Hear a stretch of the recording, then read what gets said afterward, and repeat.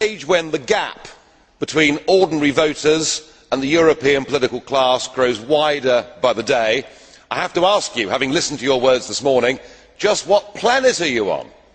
This pretence that everything is going incredibly well. The EU is mired in deep structural crisis. Greece and Portugal and Ireland cannot survive inside the euro. The Danes have torn up the Schengen Agreement, and good for them, because the total free movement of peoples is a completely irresponsible thing to have done.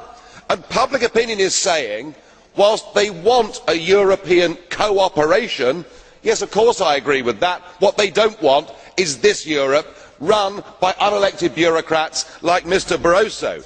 You say the EU is fantastic in a recent comment. You are supporting the destruction of national democracy.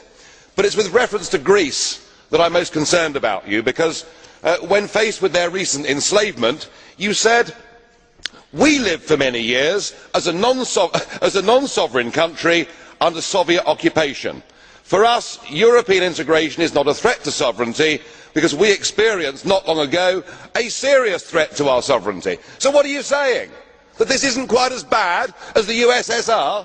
Is that really good enough for your people? And today you describe Greece's problems as trivial.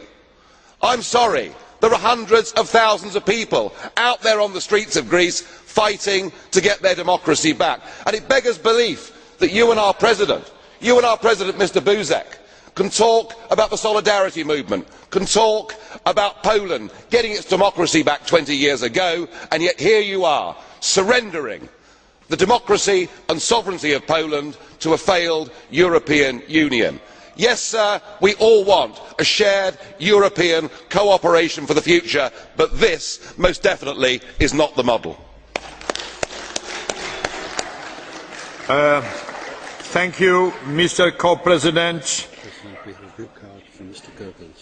To answer with the blue card question, Mr. Goebbels, blue card question. Thank you, President. Mr. Farage is a little bit like a cockerel. You know, he's sitting on a heap of unmentionables and going cockle-doodle-doo. But apart from the criticism, what about suggestions do you have for the future of this continent then, Mr. Farage?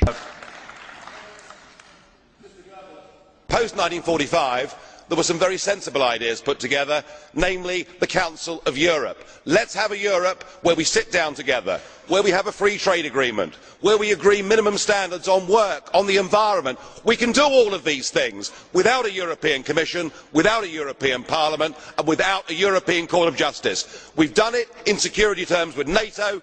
Yes, it will mean you will lose your job, Mr Barroso, but apart from that, why can't we do things as mature democracies? Yes, I want you sacked, Mr Schulz, as well. I want you all fired.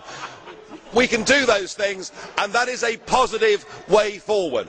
By taking away from people their ability to govern themselves and transferring that power to the European Commission, we are headed for a Europe of rebellion and violence. Let's take the democratic route.